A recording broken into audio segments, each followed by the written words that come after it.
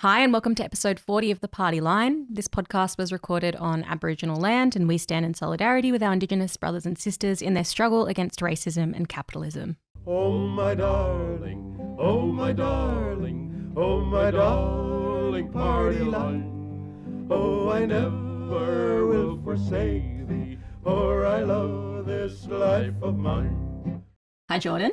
Hello. Omar. Hello. And welcome Simone. Hello. How you going? I'm good. You're good? Yeah. So this episode of the podcast, we want to talk a lot about the cuts that were announced to the NDIS. And so we wanted to get someone who knows more than us onto the podcast to chat about it. So we've invited Simone onto the pod. Simone's a social worker. You've worked in the mental health, disability, family violence and sexual assault sectors. So sort of across the board, a bit of experience. And Simone is also, we'd call Simone a friend of the podcast. So we're excited to have you on. I'm excited to be here. Massive fan. When Simone walked in, we noticed that Simone has the same laptop as Omar and also the same glasses as Jordan. Yeah. It's very funny. So you fit right in. Are you an AI concoction? Like I said, I am a fan. I'm not stalking you, but I am. It is a highlight of my week, like getting my cuppa and listening to this podcast. There is also a party line sticker like on my laptop. Yeah. And I've never had a sticker on a laptop ever before in my life. Whoa. This is the That's first insane. time. Yeah. Far out. It's actually more of a commitment than I've even done because mine's just like in the case of my... Oh, you haven't stuck yours on? No. Whoa. Yep. I haven't decided if I like the podcast yet. It's an open question. Maybe when we get to the half ton, I'll have decided that we like it. Which, by the way, I think that when we get to 100 episode, we should have a cricket-themed episode. Omar's looking at me like he wants to kill me. Yeah. But there's actually a lot to say about cricket and left-wing politics. Do you know that? Osman Khawaja, big fan. Exactly. Yeah. Yep. And then like CLR James, who is a famous Marxist historian. It's old news, man. Was a The West cricket Indies are commentator. now like barely competitive because Oh of capitalism. yeah. Do you know the first cricket game I ever went to with my dad? Was actually under lights at the MCG. It was the first time they turned the lights on at the Wow. MCG. That's how old I am. Wow. But it was a game, Australia v West Indies, and I'm pretty sure the West Indies won. Nice. It was amazing when the West Indies were the world beaters of But cricket. capitalism has just destroyed everything. Cricket was probably the easiest thing to destroy, but even cricket has been destroyed. What do you mean by cricket's been destroyed? Like it's just only now like 3 countries that can compete, and like the Indian thing has just taken over the whole cricket world. So like people The want IPL. Yeah, because they pay more. So like people would rather play for this Indian Premier League than like all the international tournaments and stuff. There's been reports of people like refusing to serve in their national team because they don't want to miss like a $1 million game. It's the in same India. with like rugby union and stuff. Yeah, it's all like that. Yeah. Capitalism's just really destroyed sport. Well, And anyway, cricket has like the look, smallest fan base. So You're just proving right now that we have a lot to talk about in our in our century episode. you're just like getting drunk with a bunch of like right-wing conservative white people on Boxing Day. That's basically like you just talked about how cricket is primarily Indian people, so there's a lot of non-white people at the MCG on Boxing Day. I'll have you know. Okay, so should we do some headlines? yeah. I think we should. Anzac Day. Yeah. The good, the bad, and the ugly all in one. Should we start with the good or the bad or the ugly? Was there good? Yeah, there was. There was some good. really good. No way. Do you want to start with the good? I mean, Scott Pendlebury. Yeah. Oh, yeah. 43 disposals, 2 goals. Amazing. Collingwood annihilating Essendon. Do you go for Essendon? No. I'm a Carlton supporter. Oh. We only lost by 16 points to Fremantle, that's a who real were third step on the forward for ladder. you guys. Anyway, so Anzac Day is great. And it was really good because Collingwood actually won against Essendon twice in one weekend because we also won in the VFL. Ah. And it's actually a very anti-war thing for Collingwood to win against Essendon on generous. Anzac Day. Yeah, because during the war, Collingwood was one of the teams that refused to stop playing. They wanted to keep playing during the war because they didn't think that all of their players should go fight in the war. And Essendon was one of the Middle-class teams scum. that, all of their players went to go fight, and that's why they're called the Yeah. Bombers. So it's No, they wouldn't have fought, but they wanted all the working class Well, kids to yeah, fight. yeah, Yeah. that's- So, yeah, I stand by the argument that it is an anti-war act for Collingwood to win That's on so Anzac Day. funny. They had a sash this year which had a like a Lancaster or something Essendon. Yeah, like the fighter jet thing. Yeah, Commemorating our boys. An old, like, it wasn't even a bomber. It was like a like heavy fighter or whatever. So I was like, that's a bit annoying. But apparently, like, I was Googling It's a it. bit annoying. It's like, you're the bombers. Don't put a British, like, but like we had, I don't know, we made bombers or whatever, also from the wrong war or whatever. This is my nationalism. But yeah, apparently it was some Essendon player who was like, I don't know, worked on that particular plane one time. Inspiring. Yeah. That sucks. All right, well, should we move on to the bad? The bad. Well, which one's bad out of these two? I don't know. They're both which pretty one's bad. ugly? Okay, well, maybe Ben Robert Smith, I reckon, is definitely the ugly. Okay, so huge support for Ben Robert Smith at Anzac Day dawn service.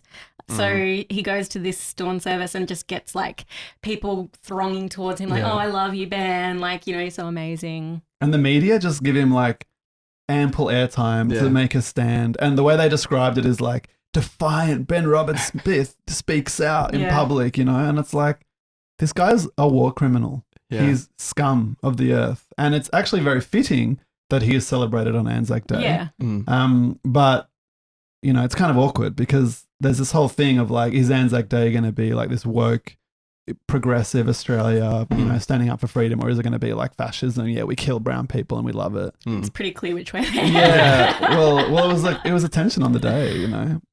But like, yeah, Channel 9 and Channel 7. I mean, Channel 7 just fucking love Ben Robert Smith. He's like, I mean, he works for them. yeah, Probably I'm not sure if he do. still does. Didn't Kerry Stokes like Yeah. finance Point his him. legal case? That's right, yeah. So they just gave him a huge backing. And then at the same day, and this is kind of the bad, is the booing of the Welcome to Country in the morning. And it happened in Melbourne, Sydney and Perth. So it wasn't some freak thing. Yeah.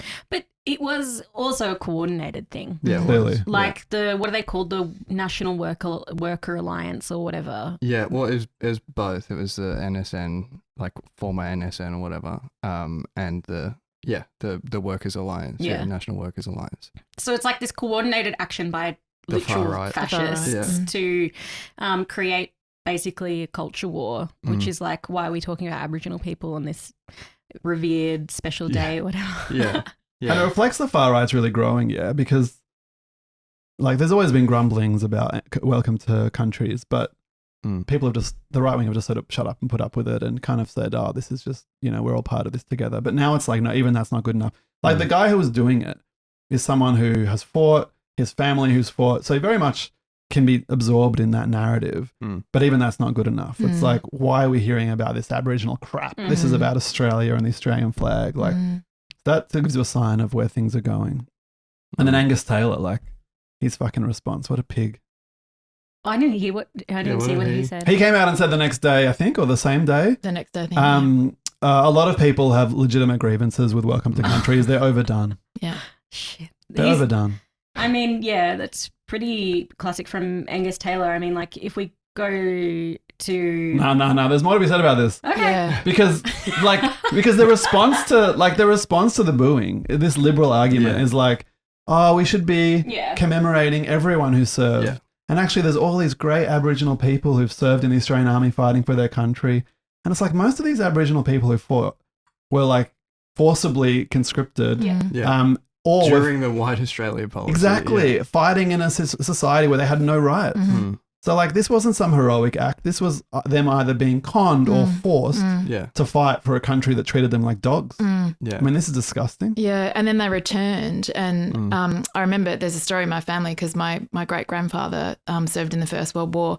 There's a story that comes down the family that my mum tells about how, you know, he returned and they lived in Horsham in Victoria, and there's an Aboriginal community there. And a bunch of the service personnel, the Defence Force personnel, were actually given packages of land. They were given packages of land by the federal government.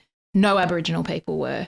And so my great grandfather used to go and visit the camp on the edge of town around Horsham and Warrnambool, where Aboriginal people were relegated to, including friends that he served with, Aboriginal people that he served with in the First World War, none of whom were afforded any of those same sorts of entitlements that white serving defence personnel were given in the war. So they come back and we return to White Australia policy horrific racism, treating them like trash. Yeah.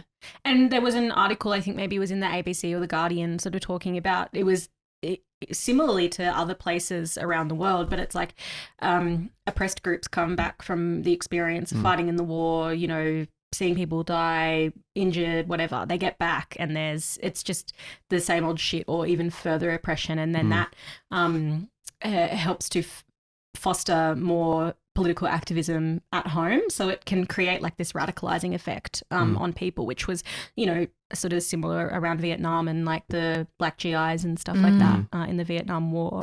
Totally. And then there's this thing of like respecting, like pretending to respect the dead, but really just celebrating war. Yeah. Like there was a story on the ABC, I think on Friday, where like in Queensland, the RSL has this program of forcing kids to write letters to soldiers and thanking them for their service. And everyone who's a soldier now, the only thing they've done is Iraq and Afghanistan. So it's like these kids are writing letters about how, thank you for defending our freedom, you know, defending the nation. It's like, what?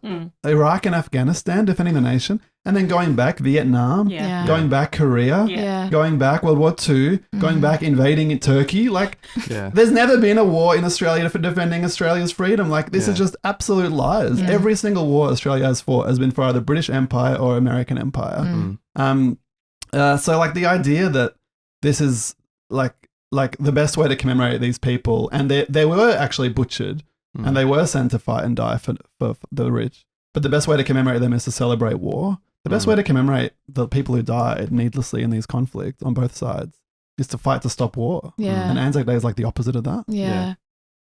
Well, changing tact a little bit, this headline reads, "The manosphere is obsessed with Pilates. It's about more than fitness."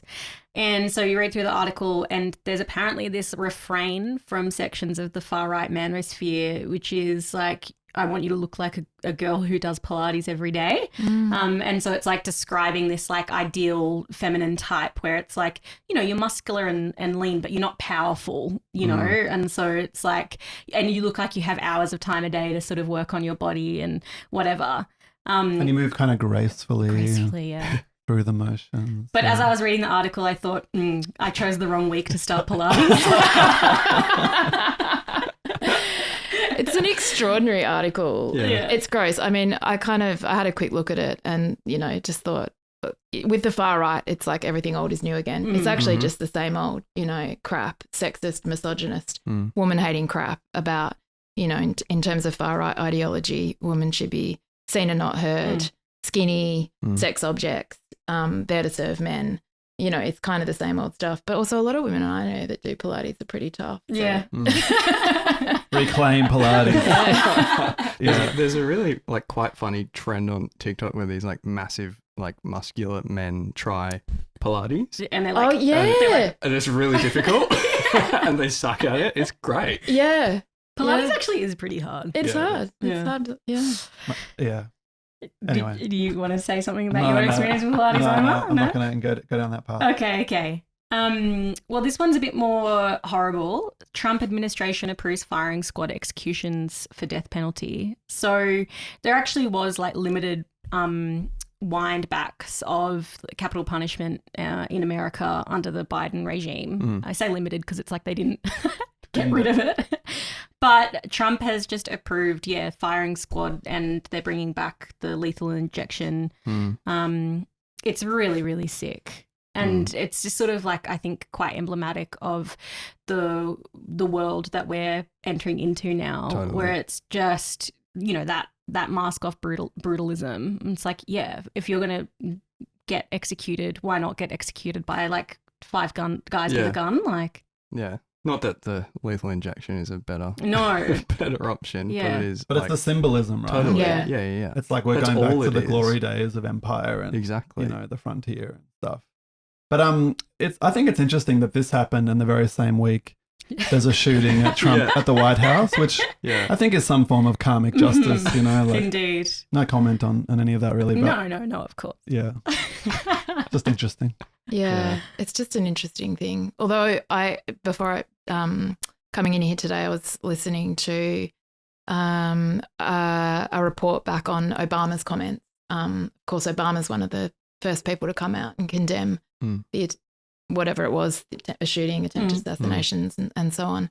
And just the grotesque hypocrisy of him talking about how violence is never something that should happen in a democracy. Yeah, that's not okay. No. I mean, who would want to kill anyone? Yeah, exactly. Obama by firing wouldn't. squad or in the Middle East, right? Yeah. Anything like that. No. Yeah, Any surges? very pacifist. The United States. Yeah, pacifist history. Yeah. I mean, Mum Dani also did political violence is never okay, and that upset apparently a lot of the DSA. Oh, really? Yeah, quite interesting. Albanese put out a tweet saying like he's really glad that Trump's okay and sending like thanks to the Secret Service. It's like, why does Albanese need to like tell the Secret Service they did a good job? And anyways, people are saying they did a pretty bad job. Yeah. The liberal media is in uproar about the lack of security and how easy it was to take out of I know, what a shame. the administration. Yeah. On the death penalty thing though, like when I did my law degree, like law is often about like all these moralistic kind of arguments about like who has the right to kill anyone or whatever. We studied that a very effective argument against it was how expensive it is to kill someone versus to keep them in jail forever. Oh God! Because they will exhaust all of the appeals process before they're executed, and you're just less likely to go to court if you're not going to be executed. And that's apparently quite convincing. So we should not kill people so that the state can save money. Yeah. Okay. Well, that's great. Like the humanitarian enlightenment values of liberalism. Yeah. Wonderful. Well, Omar, I think you sent us this one. Yeah, I mean, I think I've said before, I've got like my heart says yes to space, even though my brain says no. This is an article that they've built weapons to attack us in space, the next frontier of US-China rivalry. And it's basically just a press release from the American guy who's come to Australia to say we need to invest more in space weaponry. But there's some quite kind of scary, terrifying quotes in there. Like we're in a new dynamic phase of history where like the sky is no longer the high point. Space is the high point for all war. And so you've got to seize the high ground of space and counting all the satellites and stuff. Anyway, so he's basically like he was on a trip to Australia to get us to spend more money on the military, and we know Richard Marles is really keen on that. Yeah. So the Australian government's committed $9 to $12 billion on space killing machines, which I'm sure will look good in any kind of future novels written by young sci-fi writers. You know, one of the things that was proof of Ronald Reagan's descent into Alzheimer's was his obsession with space. And, you know, they had like the Space Wars thing and they wanted to get lasers in the sky. And this was like, people were like, okay, like. They have all that now. Yeah, I know. Yeah. It's like, this is just the world now. Like, I mean, Trump probably does have Alzheimer's. There probably is some relationship there. But she doesn't. She doesn't. He's doing it too. Yeah. Miles doesn't. Yeah. So, yeah, $12 billion on space warfare. Nothing else we could spend it on, I think. No. I think Australia's doing pretty well apart from that. Can't think of a single thing. No. Okay, so we talked last week about Angus Taylor's policy that the Liberals are introducing around migration and banning people from countries who don't align with Australian values. Muslims. Yeah.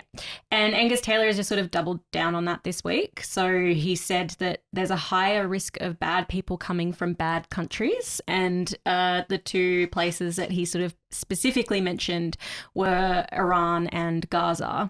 But the thing that made me really laugh, you know, not in a happy way, about this article was that the people interviewing him were like, well, what about China? Is China a bad country? It's like they're just trying to get him to say, yeah, China's bad too. Like that's the level of the liberal press at the moment is like, can you tell us which other countries might be bad? Like, yeah. I mean, it's pretty fucking terrifying. He's really just going down the one nation path. Totally, like he's all in on that approach. And like the Victorian Liberals have just come out and said they're going to preference one nation in Victoria. They did it in South Australia. They're going to do it nationally for sure. And actually, I just saw an ad on one of the social media platforms like the Liberals are attacking one nation because the guy they're running in Farah was going to be a Labor candidate. He'd applied to be Labor under Albanese and he got rejected. So they're saying that like Liberals are the only anti-Labor people that One Nation is secretly like a Labor front. So funny. You know, like he's just trying to compete with One Nation on the exact same terrain. Yeah. It just seems more and more obvious that he's out to preempt One Nation now. Like, you know, going back to the comments that he's made very quickly after the disgusting racism on Anzac Day. He was out of the blocks. I think it just seems obvious now that he wants to be out of the blocks to out One Nation whenever they can now. Yeah. But it's doomed to fail. Like, why, if you're voting One Nation, which so many people are indicating that they will, like, why would you vote for the light version of them? Well, I guess their hope in Victoria is that the growth of One Nation can be in enough of the sort of outer north and outer western suburbs that they can, like, take over some Labor seats, and then there's a Liberal One Nation coalition in the Victorian state government. That would make sense, yeah. Jeff Kennett came out and advocated for that a few weeks ago. And then Steve Bracks came out and advocated against it. So there's obviously... Well, he's Labor, so I'm not sure that Liberals are going to be taking advice from Steve Bracks, but yeah. It's just like the old politicians coming back to the fore, like... But yeah, I think it's the only way to a coalition, like a majority government for the Liberals now, for the indefinite future, is working with One Nation. So the fact they've flipped to that so quickly tells you about the normalization of the far right globally. Like, this would have been absolutely insane in the 90s. Totally, yeah. Or even like 10 years ago. Yeah. Like, not even. And I haven't seen a single piece of news about the Nationals in so long. Just like, oh, yeah, forgot about them. Yeah. They're probably not going to exist for much longer. Yeah. Well, then our final piece of news for this week before we get on to the attacks on the NDIS is that, so there was a big development at the Pentridge prison a number of years ago. You know, there was a lot of apartments that were sold. You can go see movies there now. You can go see movies. There's an ice cream shop. It's weird. It's like they're presenting it as this like wonderful heritage thing. Yeah. Who the fuck wants to live in a prison? Yeah, totally. With all these like walls and watch houses and shit. Where like, people were hanged. It's fucking sadistic, actually. It's pretty sadistic. It's not heritage. It's like a crime scene. The thing about it, though, is that there's, you know, one of the things that capitalism does is it always creates new opportunities for profit making. That's true. And so they've, the D block, the D division of Pentridge, which is still like, looks like cells from back in the day, for the low price of $90,000, you can purchase one of those cells for a wine cellar opportunity. Maybe you could turn it into a little library with like a nice sort of Eames chair or something like that. But yeah. There's some real... A therapist office? You could have like counselling services in a jail cell. But this is your favourite... Or an Airbnb. This is your favoured real estate agent, Jordan, Ray White. Certainly is. When Roz sent this to me, I literally responded with "capitalism breeds innovation." It's just insane. But it is really, really sick. Like literally selling cell blocks. Yeah. I literally just did a video on this exact, like, this is Ray White Coburg as well. I did a video on them being like, they used a, 14-year-old photo to like hide mold and shit like that. So, like, this doesn't look like there's as much mold, at least. The ad describes it as so good. Iconic D division. Yeah. Like, who's it iconic to? It's probably because, like, some famous person was in prison. Yeah, heaps of people were tortured there. Like, honestly, what do these words even mean? But the listing is so good. Retaining its original proportions and materiality, the space is a compact, robust and atmospheric space, naturally insulated by thick stone walls and supported by a climate-controlled environment designed for wine storage and preservation. Like, retaining its iconic materiality... It still exists. Like, you're not saying anything. It's still a horrible prison where people were tortured. What a way of talking about a cell where someone was locked up. Like, oh my God. So, yeah. Late stage capitalism. And yeah, we just love it. I do like the ownership includes secure 24/7 access via swipe entry and monitored CCTV. So they've still got the panopticon. It's still the prison bit is still there. That's right. To guard your wine. Yeah. Riding out the party line, At the moment, the Labor government is preparing to put out its May budget. And so there's been a lot of different announcements, rumours, etc. swirling around. There has been announcements about extra funding for the defence industry. Very and, exciting. The ruling out of taxes on gas companies. Very important. There has been talk of generational equity that the Labor government is really trying to pursue. You know, we need to put money back into young people and away from old people. So that means that the aged Medicare rebate needs to drop down, which, you know, that's real equality there.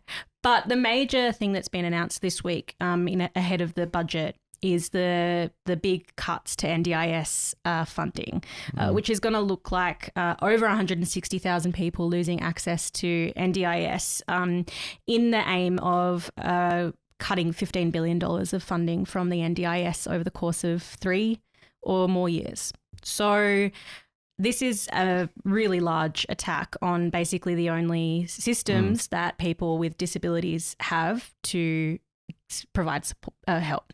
So, Simone, can you tell us a bit about these attacks, what they look like, who's going to be impacted by it? Yeah, well, so the attacks are outrageous. They're outrageous. And who's going to be impacted by these attacks are literally the most vulnerable people in our society. And I think just to background that a little bit in terms of the most vulnerable people in our society, there was actually a sort of lesser known Royal Commission that commenced in 2019 called the Royal Commission into Violence, Abuse, Neglect and Exploitation of People with Disabilities. That Royal Commission was sort of very hastily cobbled together, didn't get anywhere near the sort of resources that the bigger Royal Commission into institutionalised childhood sexual abuse in Australia got. But it was something that people with disabilities have been lobbying for, advocating for, asking for a long time. And because of some of the shocking findings that came out of the Royal Commission into institutionalised childhood sexual abuse that highlighted, you know, most of the, you know, many of the most oppressed groups in society were victims of institutionalised childhood sexual abuse, including people with disability. The Royal Commission into Disability happened. It started in 2019, and the findings of that Royal Commission were handed down in 2023. There were 220 recommendations of that Royal Commission, and you know that there's like to read through the findings of that Royal Commission is I think to really get a sense.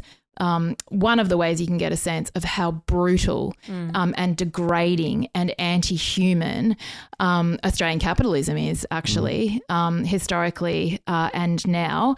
I guess one of the headlines from that Royal Commission is that oppressed groups with disabilities are literally the most vulnerable people in society. So Aboriginal people with disability experience immense oppression. Women, LGBTI people, older people. The Royal Commission really drew attention to that, that the impacts of having a disability as well as being part of one of these particular groups that experience particular oppressions under capitalism means that you experience far more violence, abuse, neglect and exploitation, including, you know, sexual assaults and so on, than other groups in society. So that's just to really, I suppose, emphasise why these attacks are so outrageous and so disgusting.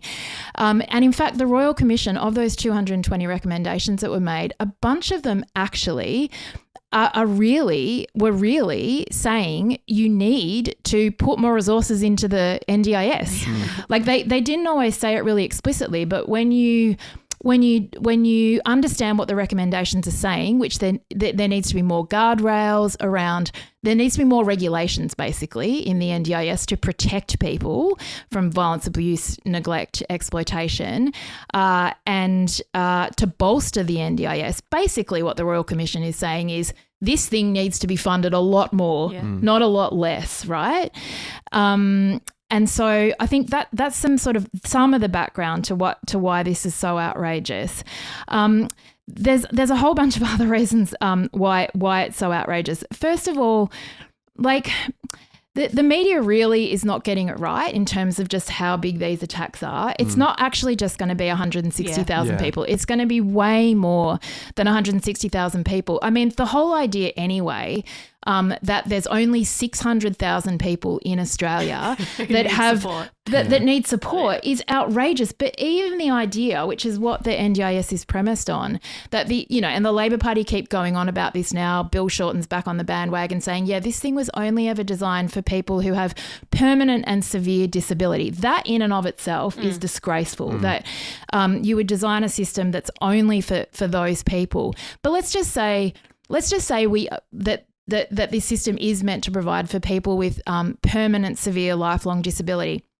The Australian Bureau of Statistics actually puts out some stats every now and then about people with disability in Australia. And the last time they produced these statistics was in 2022.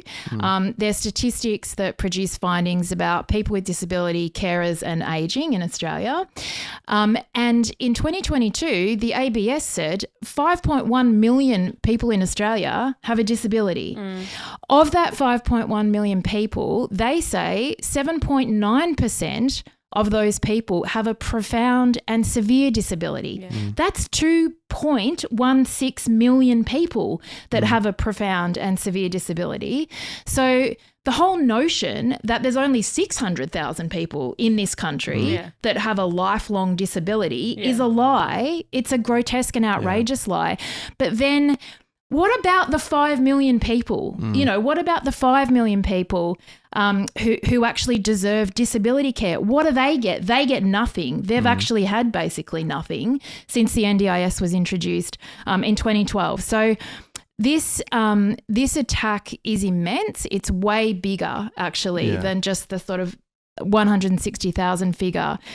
On the number, there's 760,000 people on the NDIS at the moment.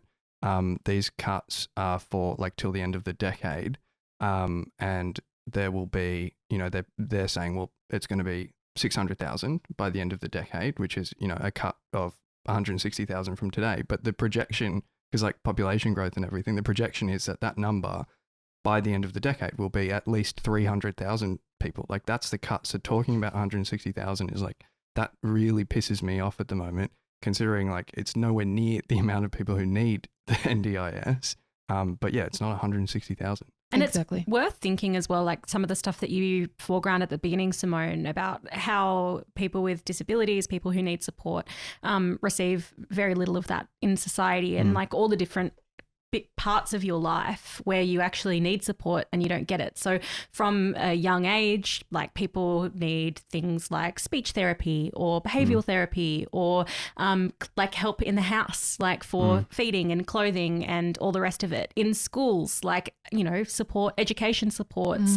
When you go to work, are people gaining access to, aids at work to help them live a full life? There's a lot of, I think, patronising talking points around people with disabilities. For example, when they've been trying to get sort of, consent for these cuts, basically there was an article by Amy Ramakis talking about the scare campaigns about people with disabilities using NDIS to access haircuts and all the rest of it, as if going out in society and getting you don't deserve that. So I think there's a obviously extreme harm, but then there's also the questions of alienation and support for socialization and all the rest of it.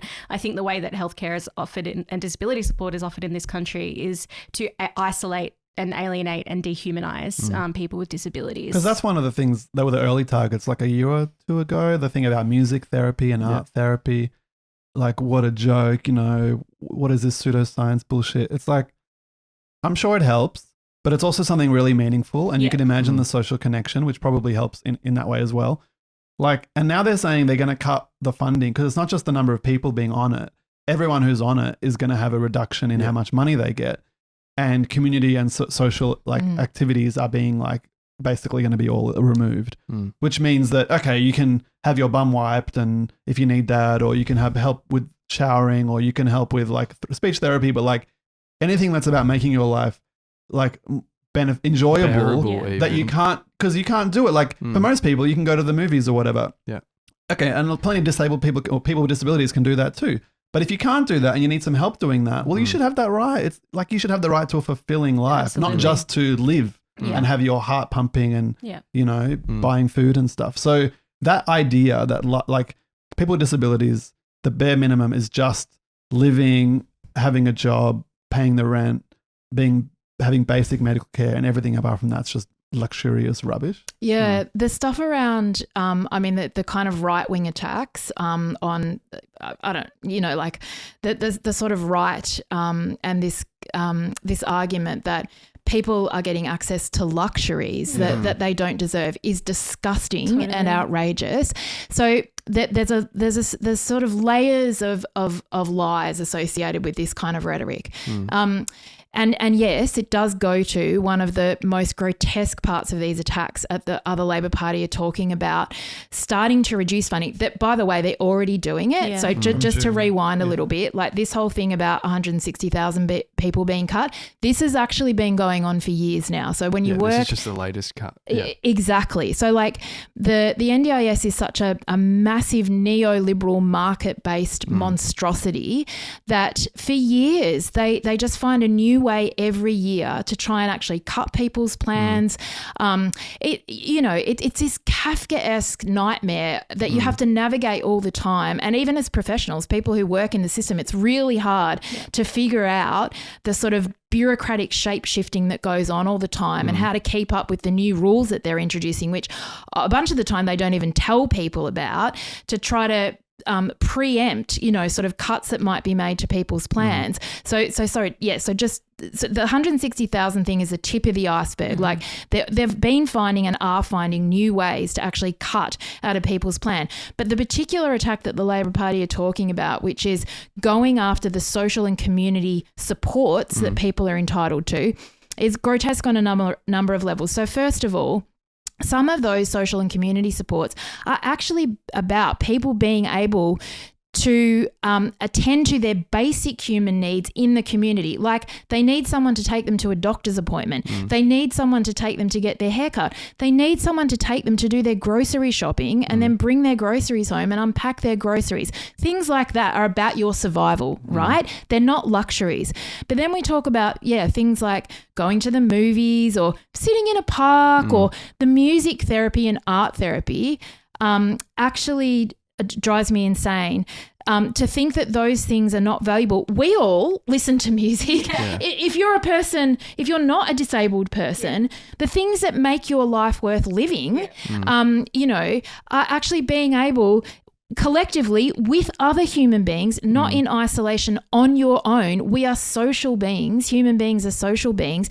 Is engage collectively, participate in society alongside other human beings, and occasionally do some things like listen to music or learn something, go and study or engage in art. That's what we are. That's what makes us human. And so saying that other people aren't entitled to this is actually degrading and anti-human, and saying they're less than human. They don't deserve these things. The other thing about art therapy and music therapy and the criticism of it that drives me crazy is that there's actually a whole bunch of new and emerging science, and it's sort of a bunch of it's focused around the nervous system and around how particular human activities, this is really just putting science to things that we've already known forever, actually really help to regulate people's nervous systems, help people, experience joy, like actually are really good for people's brains, create new neural pathways, etc. There's all these actual benefits that are genuinely therapeutic that have an actual scientific basis to them. To argue that these sort of things are additional extras that human beings shouldn't be able to receive, funding for as therapies is outrageous. Yeah. And so, I think the whole idea, and then just, things like going to the movies and so on. So there's a bunch of lies around this.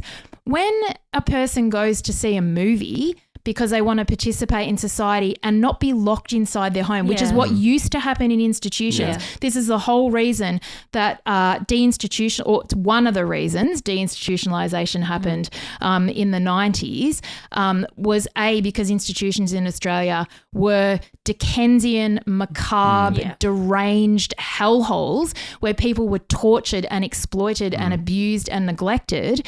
That's one of the reasons that institutions were gotten rid of. There's another less good reason, which we can talk about.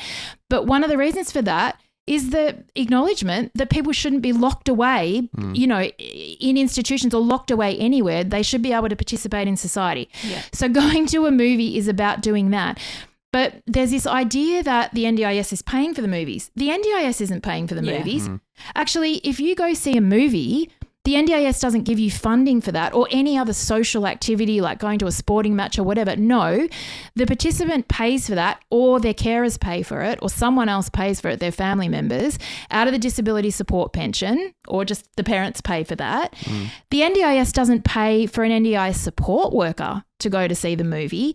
Usually these low-paid, very low-paid NDIS support workers, I see this all the time, are paying for that out of their own pocket. So the lies and distortions around all of this are grotesque. And I think, we should absolutely defend people's right to participate in society. And there's such a class element to it, because obviously people who are rich and have disabilities or have kids with disabilities, they can obviously just look after all this stuff from their own pocket, like, oh yeah, of course, my kid's going to get the therapy, they're going to go to a good private school or a special school that can have lots of facilities, or we can afford to pay for a carer or a nanny or a support worker or whatever as they get older. But so this is about people who don't have any other recourse who need this. And so you're cutting that, you're saying that's a luxury. We know that wealthy people will find ways of paying for these essentials, but working class people with disabilities will go back to, they won't be institutionalized in a formal sense, but they'll be institutionalized in an economic sense, because having support and going outside costs money, and it's easier just to stay home, like with old people, like with pensioners and stuff, for the same basic reasons. So it's a massive class attack, and it's part of a whole range of attacks that are going on at the moment. Well, yeah, I think it's worth sort of talking about like the fact that it is part of a broader class war that's going on at the moment. So I said at the beginning that the Albanese government has ruled out taxing the gas companies. They're giving an extra $55 billion to the defence industry. The cost of living crisis that we're going through right now is profound for many people, and the Labor government is doing very little to ease that. And then with these attacks, they're making life worse for people with disabilities and their families. So even before the most recent announcement about the attacks to the NDIS, you think about things like the cost of petrol increasing. This means that it costs more money to get to appointments. It costs more money to get to the services that you're trying to get to.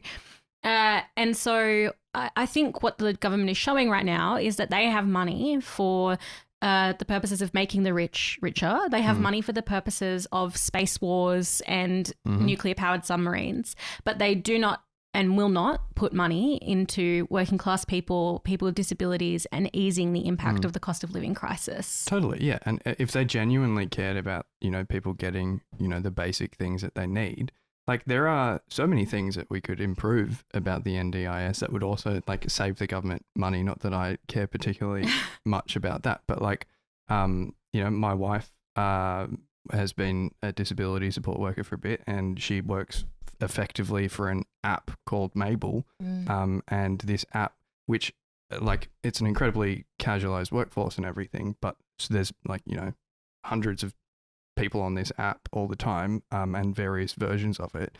What it does is it takes it matches you with someone who needs to have a disability support worker, and it takes a 15% cut of your paycheck and a 15% cut of the whatever the NDIS gives that person, out of the fund, and that's all it does. And then it's you go do the work, whatever, we'll take all this money. The government could just build that app.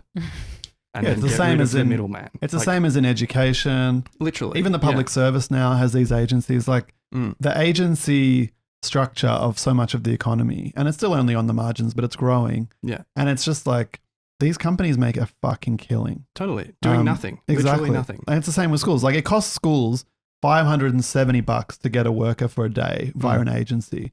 They actually, the required amount to pay is like 440.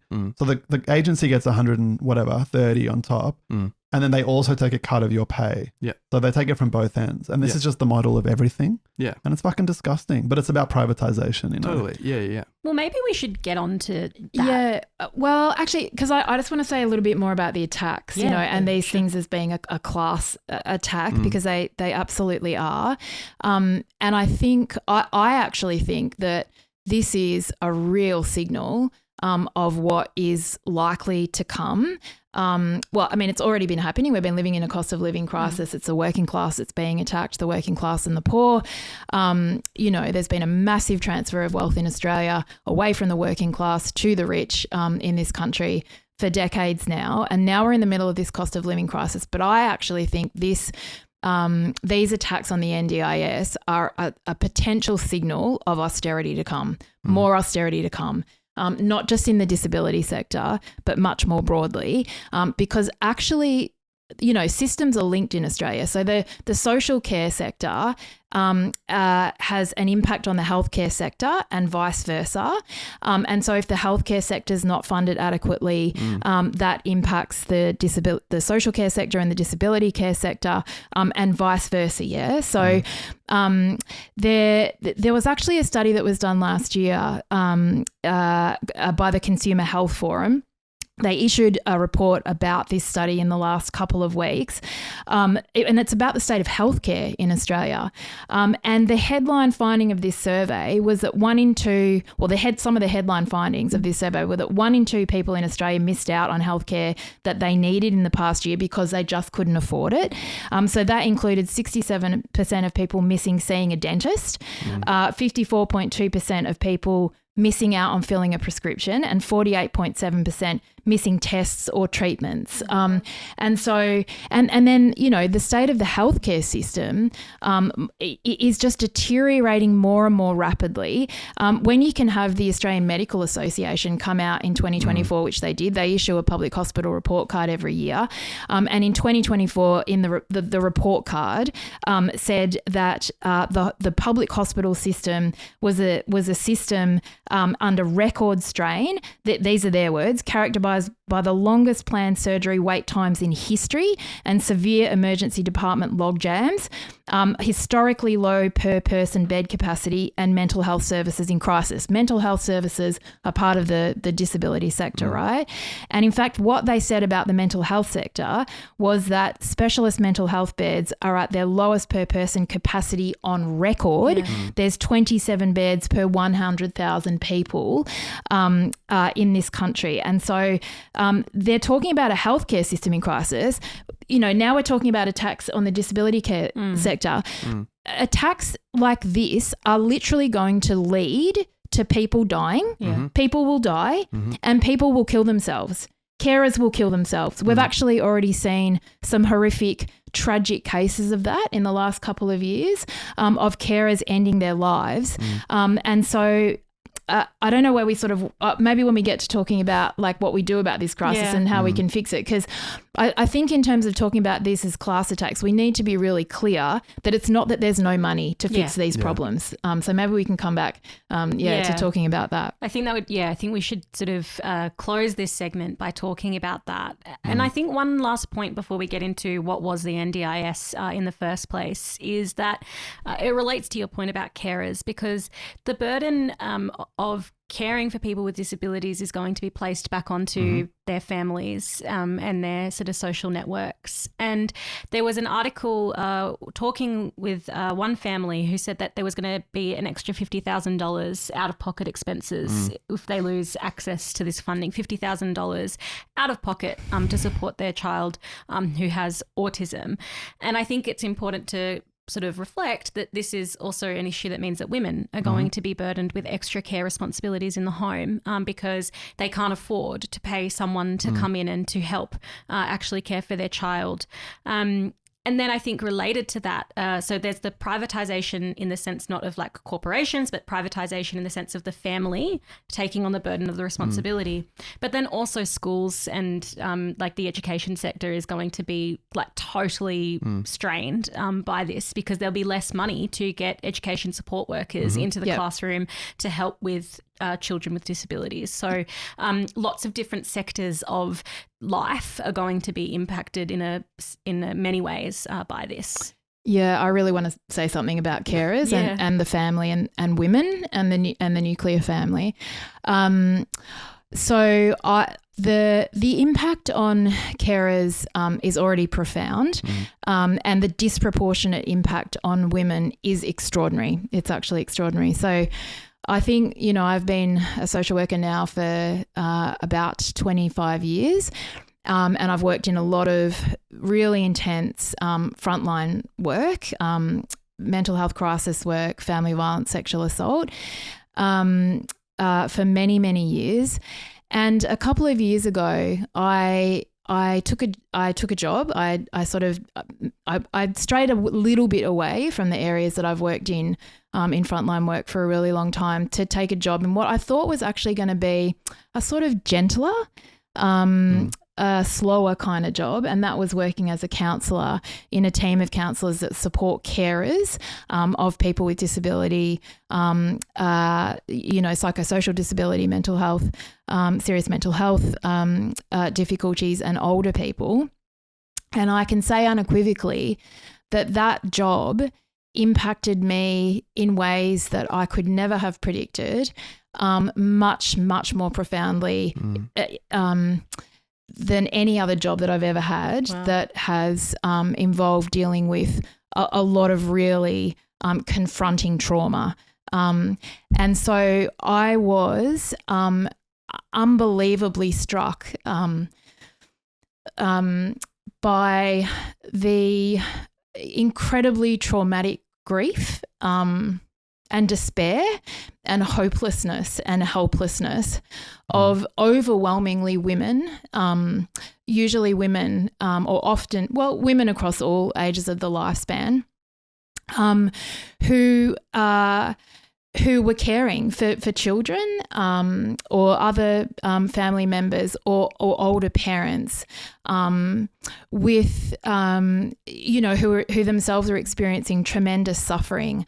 I've actually never I've never been confronted so much before in any other position that I've worked in over my social work career, by a sense of utter helplessness amongst people, and a sense of helplessness myself, as a worker, around not being able to do anything other than normalise for people that what they're experiencing wasn't their fault, because people internalise this this inability to ease the suffering of their loved ones as their own responsibility, because that's what happens to us under capitalism.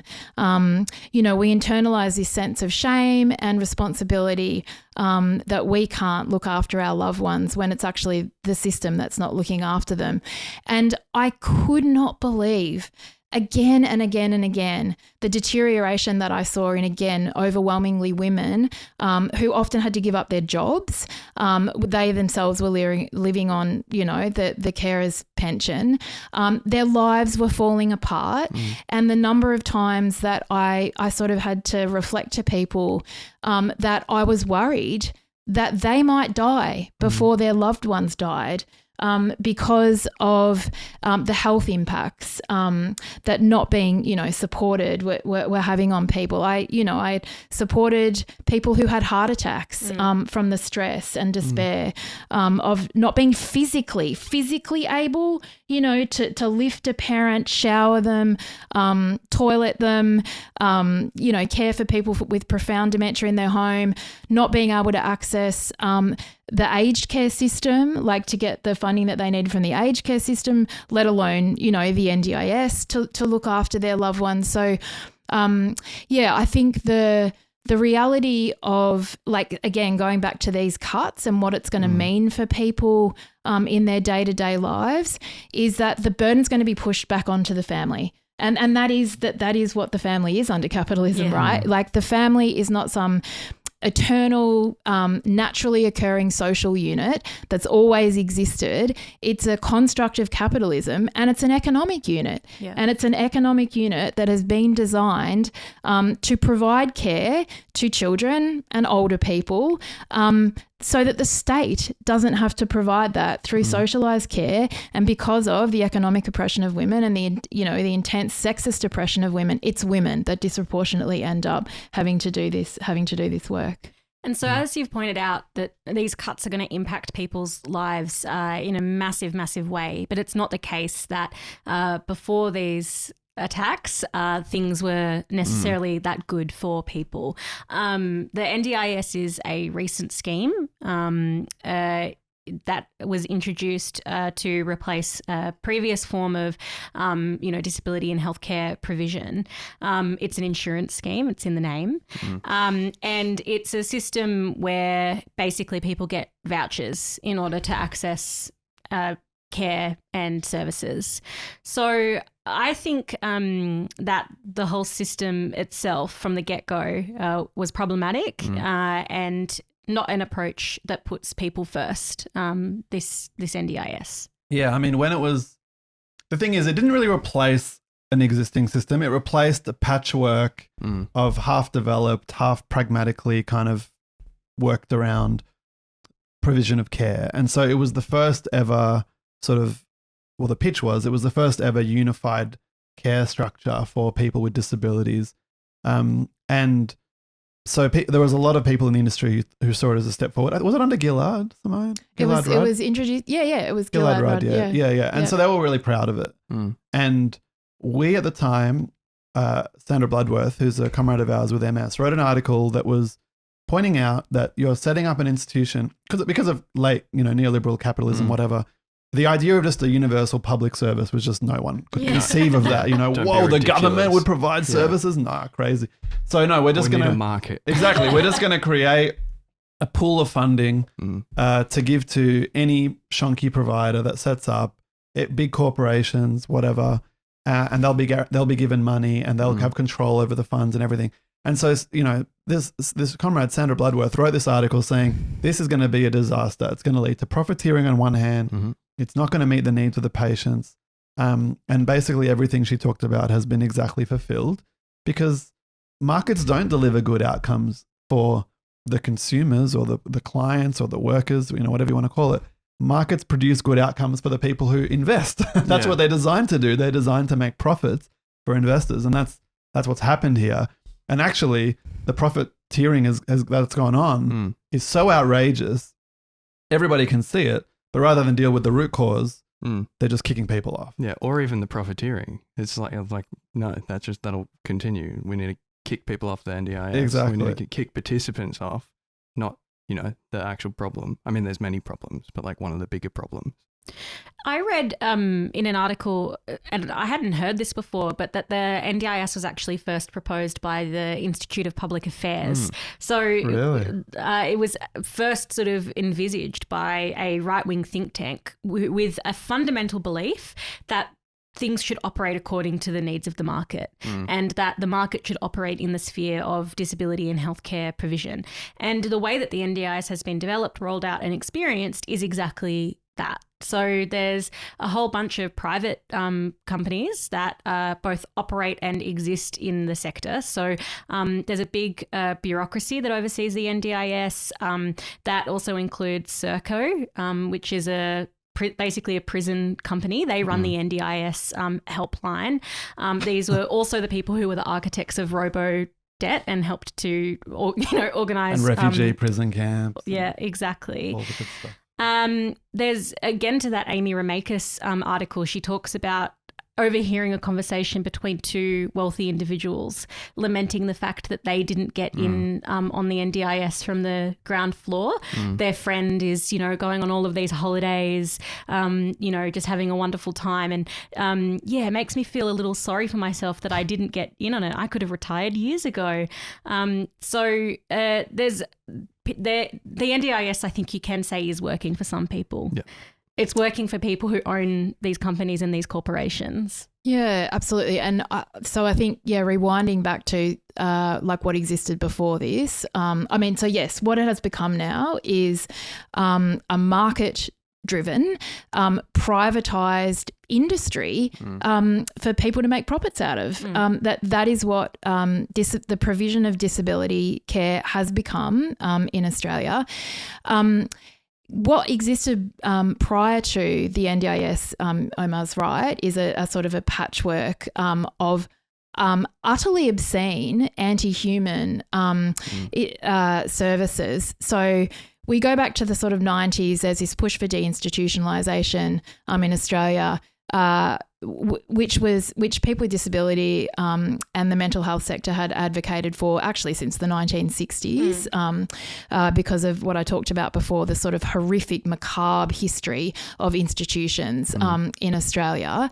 And so deinstitutionalisation happened. There was a kind of a famous report called I think it was the Richmond report in New South Wales that came out that proposed deinstitutionalisation to be replaced by community-based services that would provide, all the services that these institutions previously did, didn't provide services to people in the community that are humane, uphold people's human rights, allow them to participate in society and so on.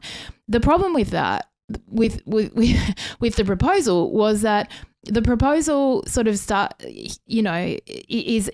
taken up in the 1990s or in the late 1980s, which coincides with the onslaught of neoliberalism in Australia. Neoliberal privatise everything, the market, will decide profits, user pays, all that sort of stuff that was pioneered, aggressively implemented by the Labor Party in Australia. And so this whole shift to community-based services coincides with the onslaught of neoliberalism.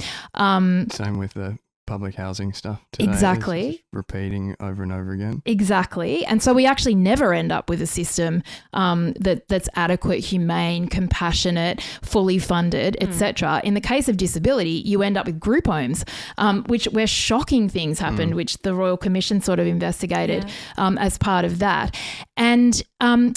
And then when the NDIS is introduced, not only does it introduce a market-based for-profit industry where people can make money out of people with disability, it obliterates any community-based services that did exist that were funded by the states. So even though this is a program that only exists by the Labor Party's own definition to ever provide for, say, 600,000 people with severe and permanent disability, all the states take that as a license to defund and eradicate any other community-based sort of mental health programs or disability support programs, social care programs that existed in the community.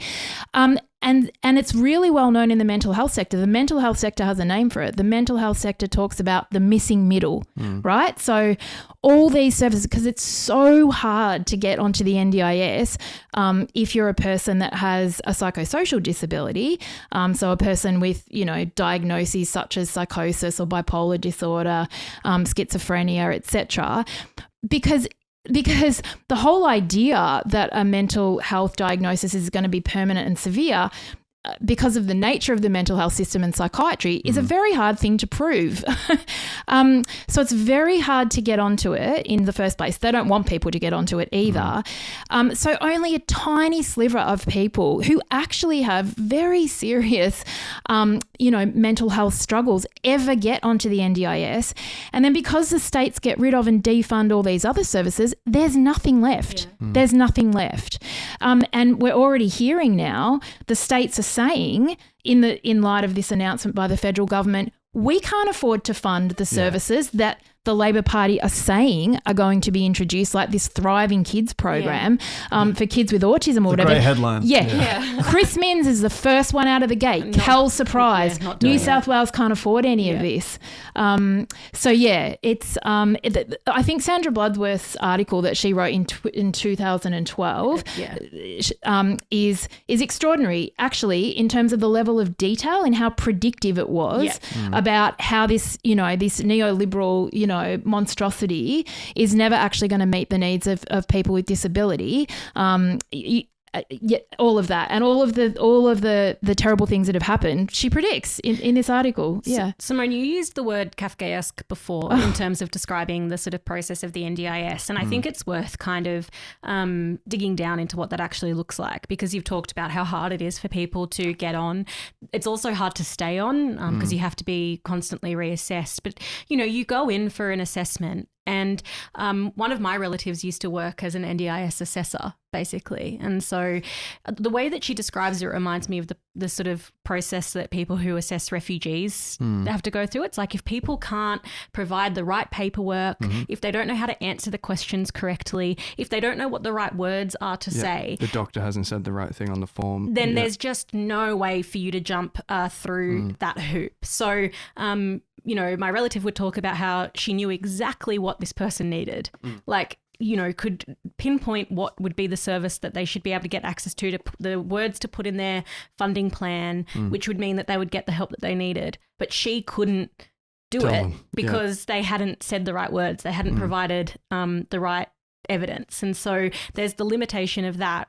And I think there's also a class element too, because, people who are poorer, are less literate, have less support networks, they don't know they have a harder time advocating for themselves, which means that, poorer people can actually they might have greater needs, but receive less support. Also less likely to access the whole bunch of rent-seeking industries that have propped up to be coach people on how to make the applications as well. It's all just ridiculous. Yeah, and I think truly, I don't think the word for me anyway, the word Kafkaesque has applied to anything more accurately and specifically than the NDIS and what a monstrous anti-human bureaucracy it is. It's true. It is absolutely a class issue. I mean, Omar referred to it before. If you are wealthy and if you're seriously wealthy, you virtually don't need the NDIS. You can just pay for all the care that you need. So that's true. But it is true that if you can't afford to get the specialist reports, because the level of proof that is required to demonstrate to the NDIS bureaucracy that you deserve often just the most basic supports is disgusting. That in itself is dehumanizing, that you have to produce this evidence not just once but over and over and over and over again. It's extremely deficit based. It's traumatizing actually for people to have to produce a list of all the things that make their lives so terrible over and over and over again.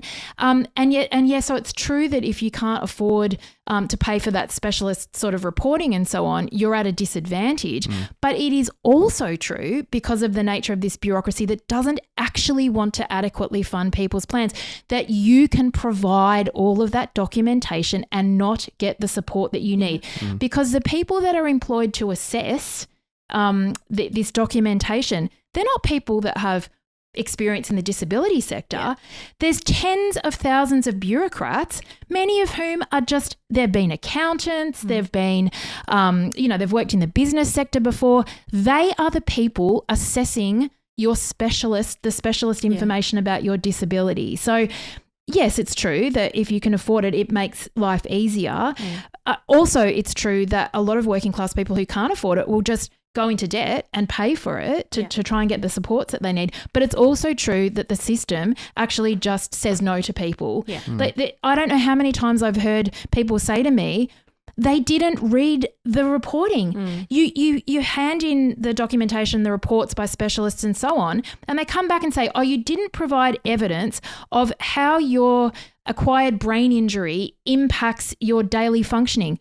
what do you mean? There's a 30-page report. Yeah. You just didn't read it. Yeah. So it's Kafkaesque in many ways, like just the number of times that you'll have carers, loved ones, people in the scheme who are trying to get support and funding say, I feel like I'm being head-fucked and gaslit by this unseeable giant hand that is making decisions about my life when I'm giving them everything that they tell me that they want and they're still saying no to me. Yeah. Yeah. And then, so once someone is finally approved, if they do get approved to get a fund, then they get the fund that they have to self-manage. And this is sort of been described in the sort of, the people who want to argue for the NDIS as giving people more autonomy over their life because they can choose where to put their money. And so it's in their hands and the like. But the reality is that it doesn't actually give people more autonomy if they live in the countryside or in regional areas where there's not the services that they need to access, or if the provider that they're trying to use is a shonky provider that doesn't actually help them, or if they actually haven't been given a fund that has the right breaking down of the pie to mean that they can actually get the service. So if you exceed one element of your or you reach the limit of an element of your fund, you can't gain more type of You service. can't use the money from the other parts. Exactly. Yeah. And I know a lot of like the agencies have actually like said, we'll just control the whole thing and make your life easier and just take over the money and provide it as a package. Well, because it's actually not true that most people self-manage. Yeah. That's not true at all. Like most people don't self-manage their own funds. So there's 3 different ways that a plan can be managed under the NDIS. One is self-managed. Another is plan managed, which is this is where all the money is being made through the plan management, right? Or the other is through the NDIA. So in circumstances where people have no one, often people with very profound disabilities, they might be in an institution, they've got no family members, the NDIA might manage their funding. But so that only about 23% of people self-manage their own funds, right? I mean, it's a nightmare to do it. Yeah. It's so hard. Like, how could that many people with disability actually even be able to do that, for starters? Where the money is being made is the plan managed funds are managed by NDIS, either registered or non-registered agencies where support coordinators are paid. So money is taken out of the plan to actually pay for all the bills and help the person manage their fund. That's about 67% of plans are managed that way.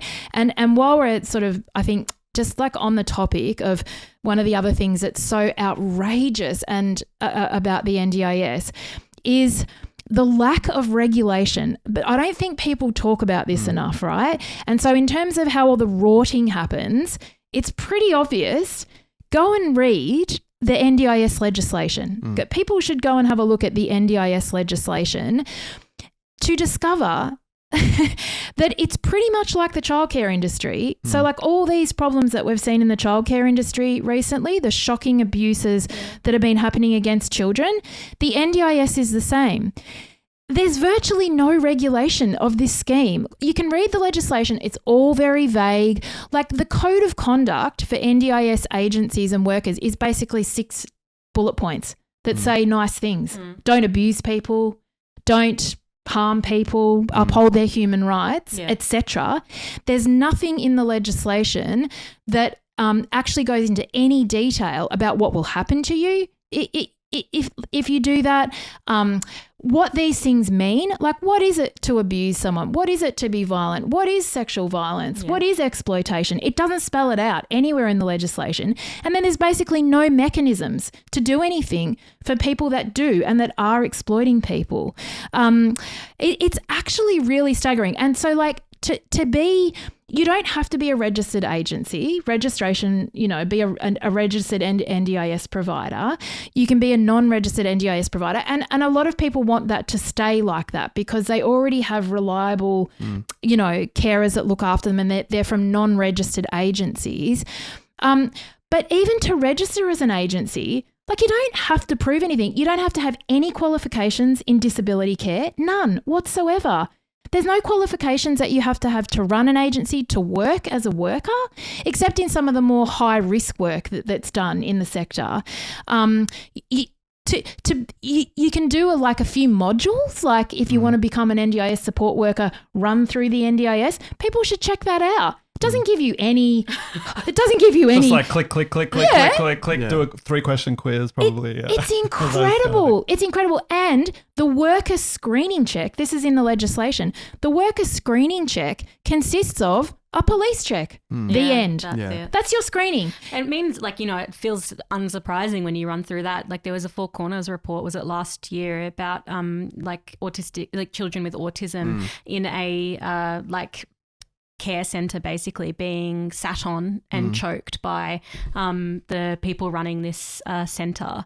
And so it's just like the thing about people with disabilities being so dehumanised that, this whole process can play out. But then also it's ironic that the NDIS was supposed to replace an institutionalized disability sector, which, there's all of these abuses, human rights abuses that take place. It's been replaced by something that's not institutionalized in the sense of bricks and mortar and people hidden away, but these private providers that in the secrecy of these private centres just replicate the same abuse. And also, the mentality of someone who sets up an agency to manage people's care plans and then charges them through the nose money that's supposed to be going towards their care to pay for themselves and their investors or whatever. It's so sickening, but it's just capitalism. They find niches and they just expand them and make the most of them. And it's the thing that Sandra wrote in that article. Why is this being privatized? Yeah. Why is this essential care being run in this manner? And it's because the Labor Party, like the Liberal Party, just think the market solves everything. And whenever there's a problem in society, to splash more cash.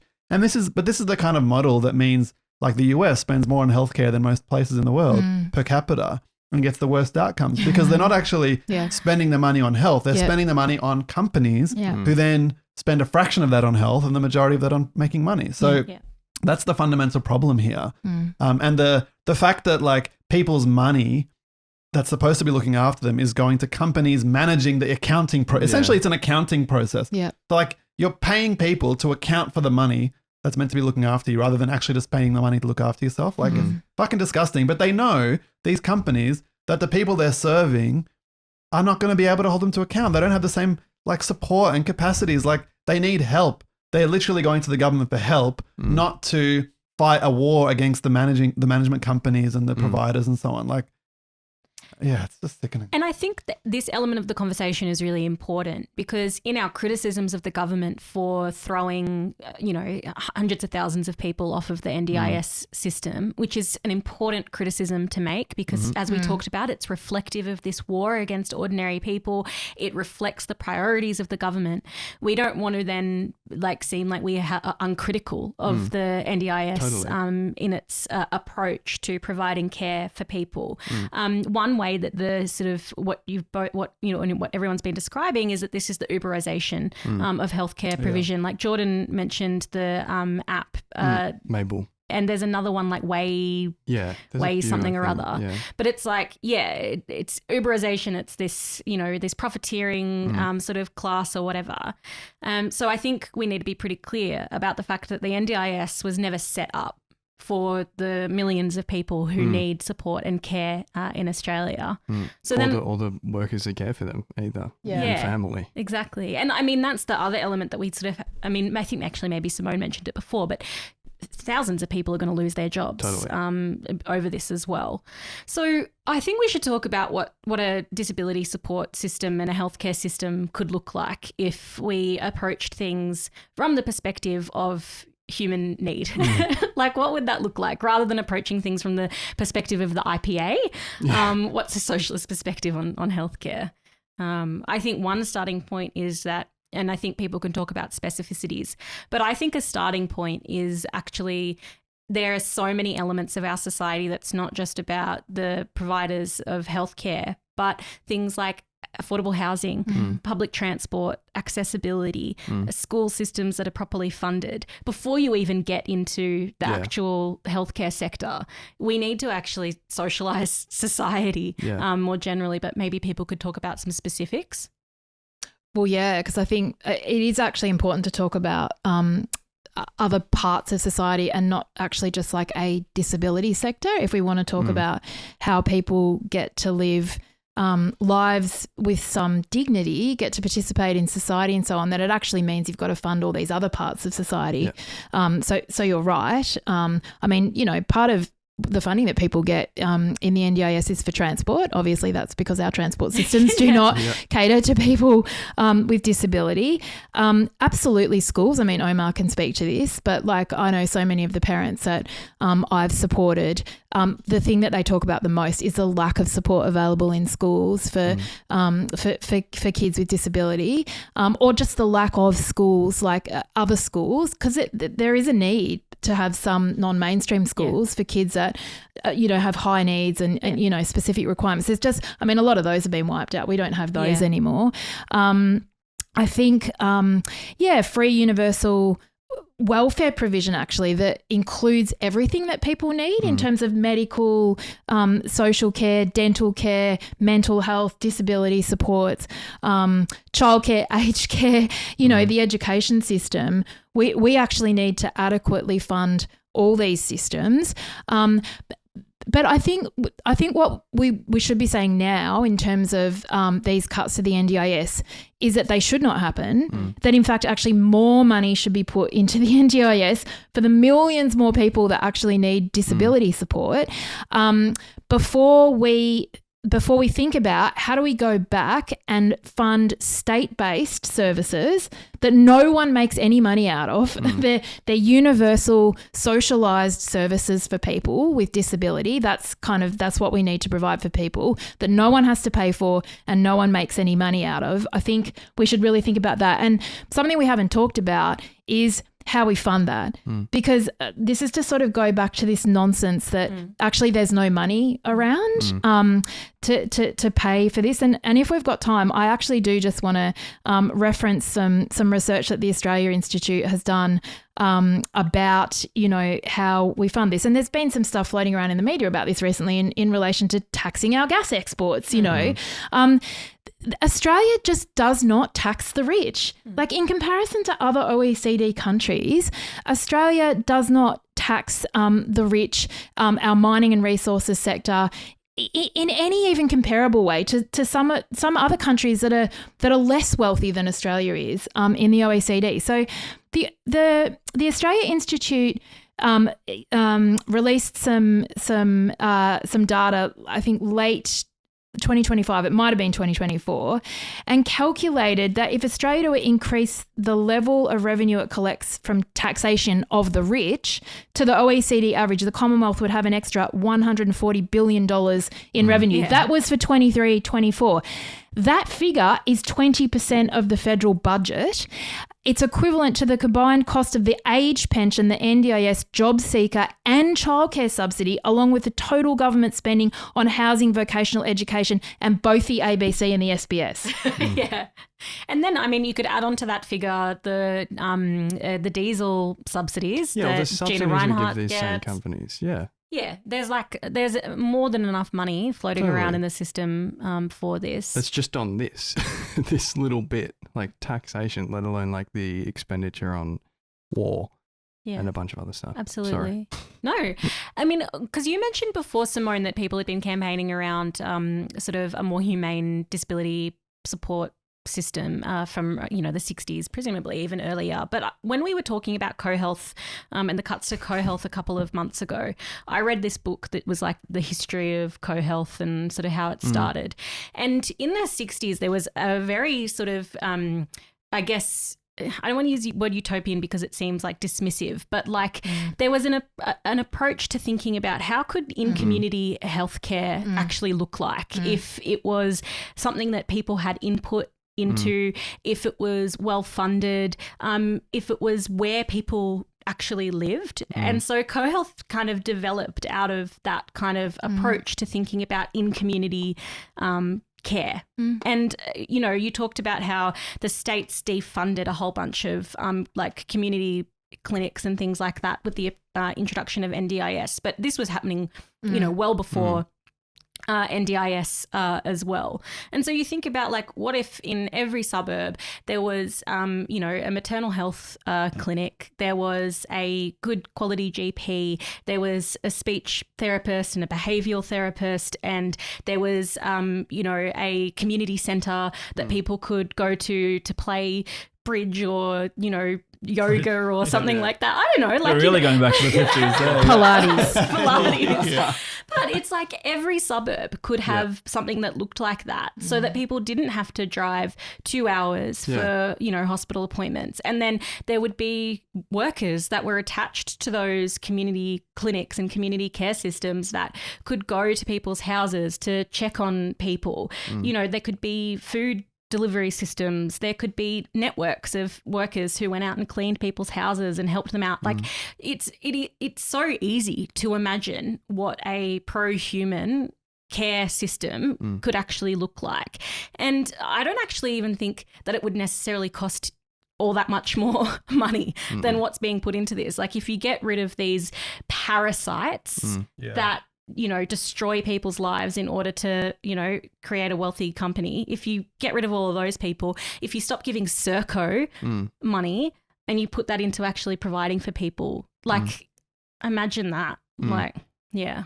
And I think that's we actually do want to try and talk about that vision and, talk about how, in limited ways, stuff like that has existed in the past too. But we don't want just a limited version of it. We want a massively expanded version. Because one of the things that you learn when you have a kid, which I didn't understand, is they're actually it's like having a baby is the one thing where the state really does support you still to some extent. Like it's not perfect by any means, but there are maternal child nurses. Like every council has a whole wing that does like checkups on your door, like 1 day after, 3 days after, a week after, 2 weeks after.